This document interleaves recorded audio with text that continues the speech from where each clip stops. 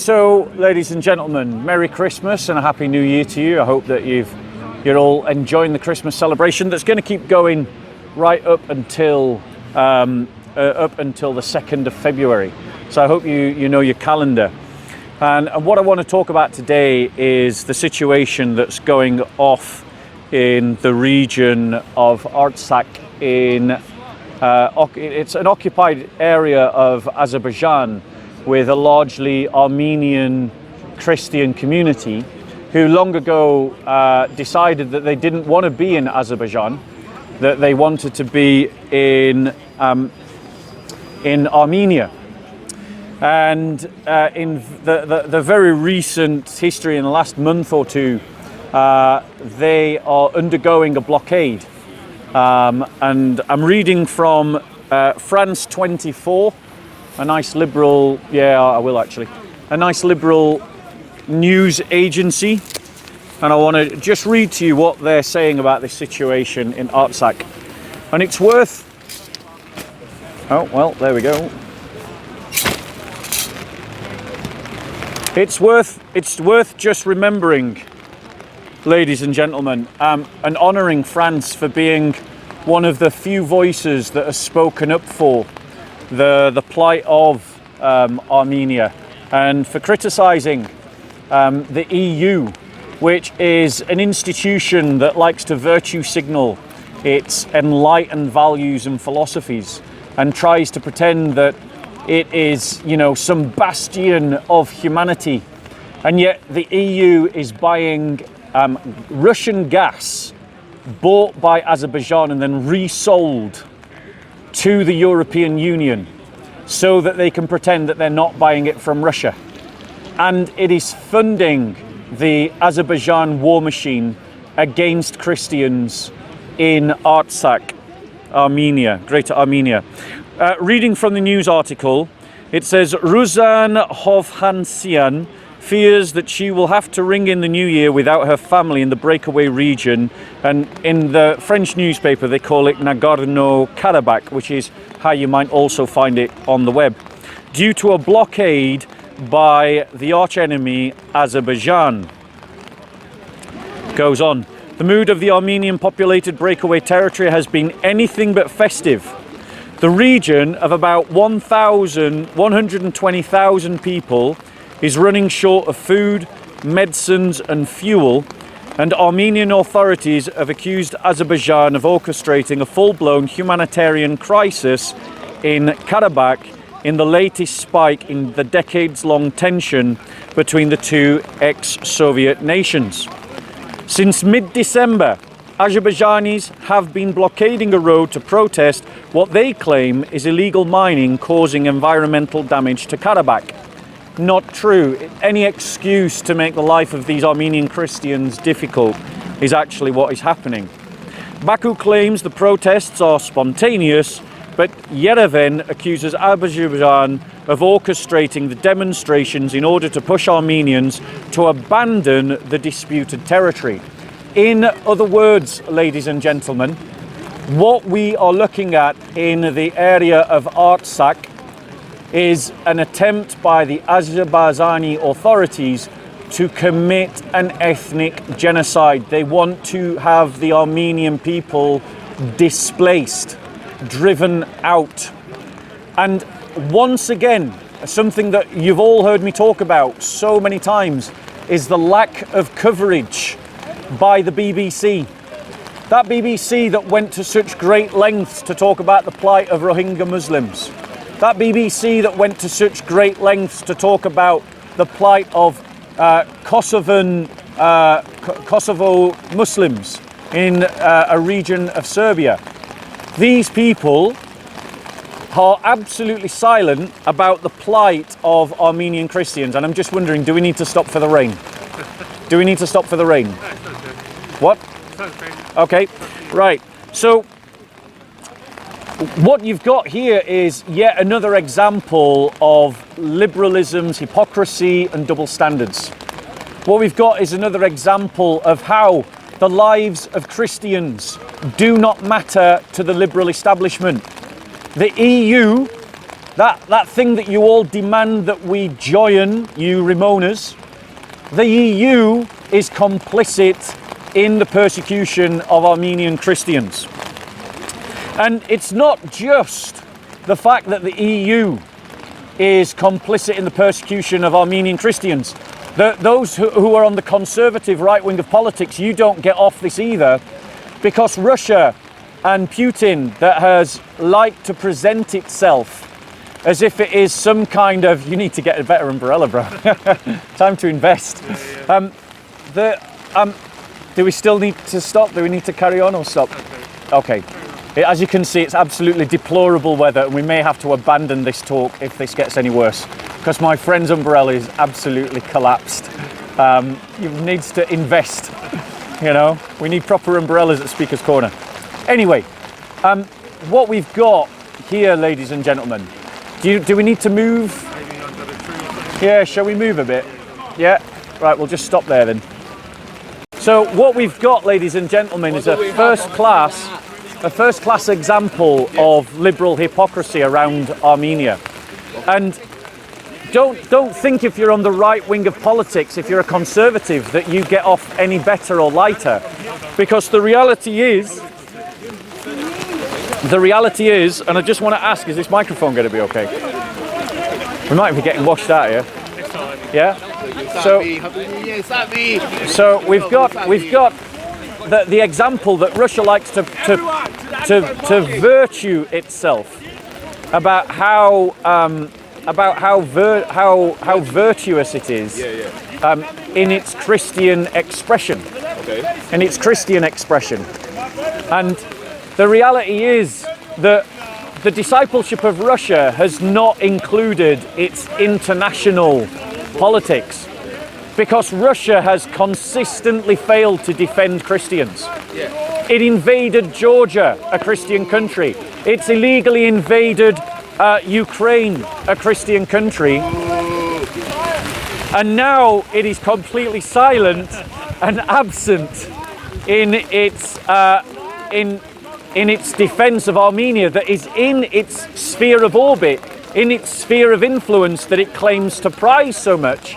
And it's done absolutely nothing to help those Christians who are suffering in Armenia. In fact, it's well believed by everyone that there is no way that Azerbaijan could have carried out aggression against Armenia unless Russia had given its secretive nod and its secretive yes. And so those of you on the right need to let go of this vision that Russia is somehow a defender of the Christian church. It is not.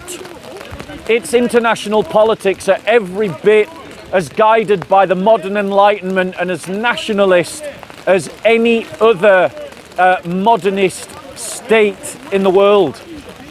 And if you're a Russian or someone who's sympathetic to Russia who's watching this, I urge you to call and to implore that the discipleship of the Russian people expands to its international treaties and expands to its international arrangements and its security arrangements as well. Finally, to my Christian brothers and sisters, and on this I'm going to have to stop because this weather is just making this impossible. We have got to get over the fact and let go of any idea that there's any cavalry coming over the hill to help us. No one is coming to help the church. The church is alone against her foes. The church is alone against her enemies. And she has real enemies. And it is time for you to wake up out of your daydream and to recognize that there are people who are seeking the destruction of the church, and you should unite, you should train, you should mobilize, and you should resist and organize against those enemies. And that means, and that includes setting up legal structures in which Christians can bear arms, working within existing international law and working within existing international legal arrangements so that Christians have a defence force internationally to go into places where it is needed to defend the church. The reality is, your daydreaming, wishy-washy, limp-wristed Christianity is killing the church. Your daydreaming, fluffy, sky-in-the-pie, sugar daddy theology of God is killing the church.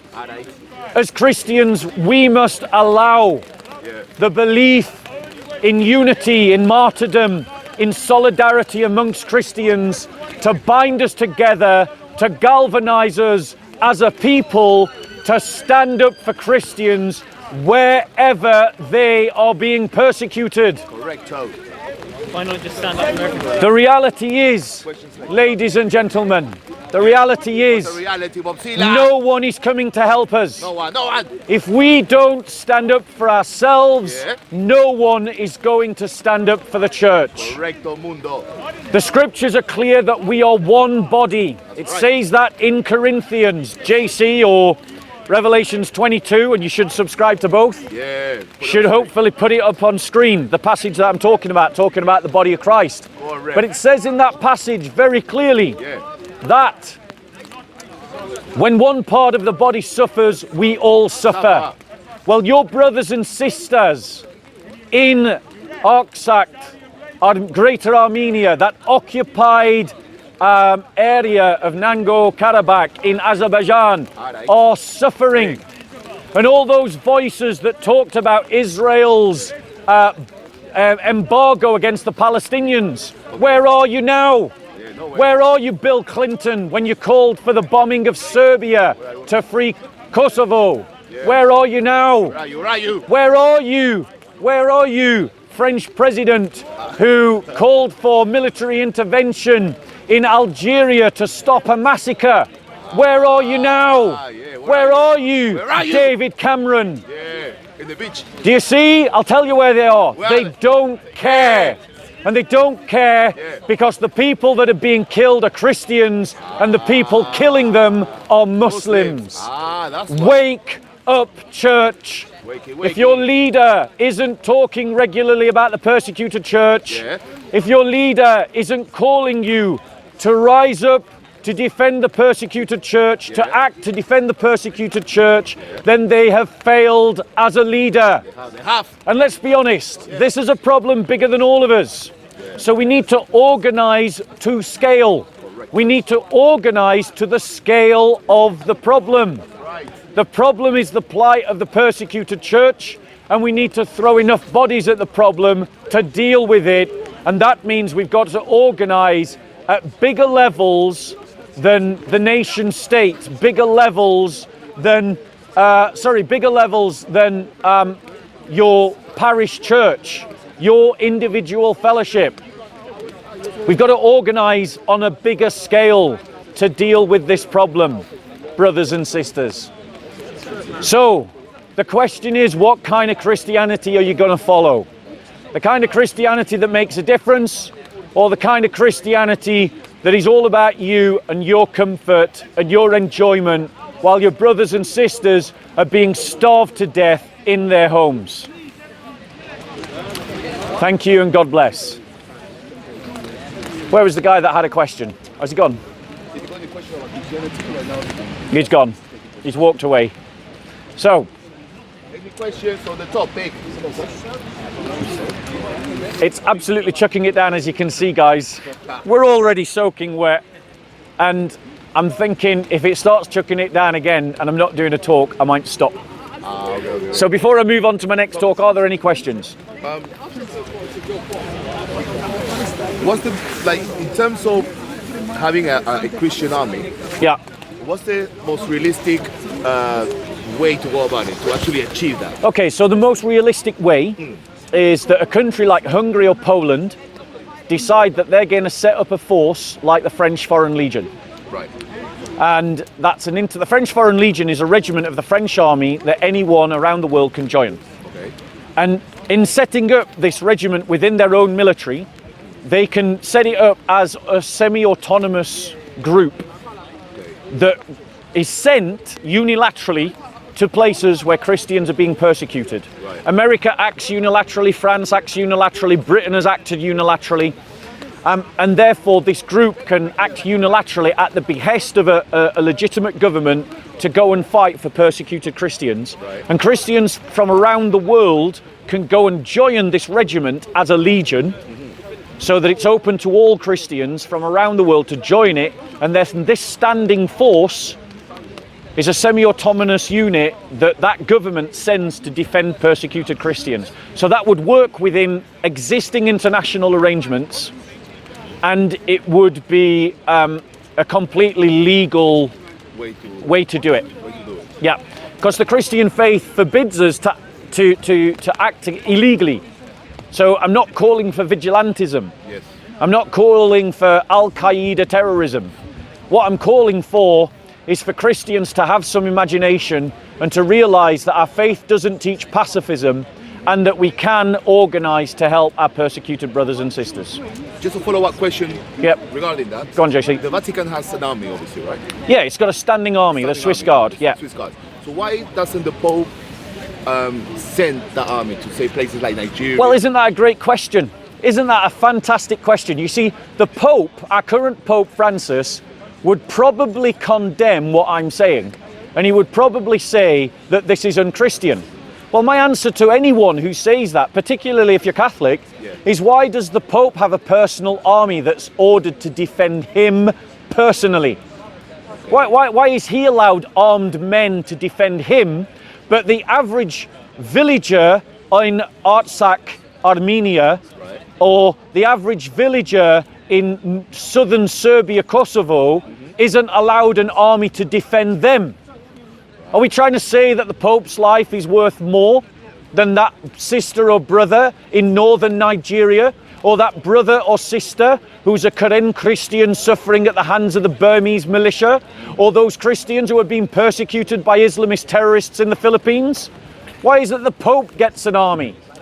Why is it whenever the Archbishop of Canterbury rocks up to do his Easter sermon, he's surrounded by this ring of steel of the police to protect him when he gives his Easter sermon on a Sunday?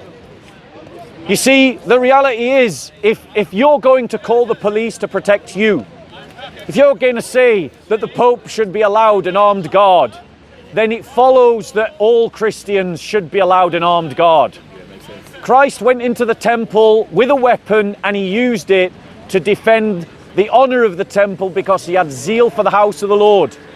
This is a prophetic act to show that the church was never going to be pacifist, and that the church could bear arms to defend itself. Christianity does not teach pacifism. It never has. And the caveat that I have to stress is that Christians must find legal ways to act, not illegal ways to act. Any other questions? Thank you, Bob.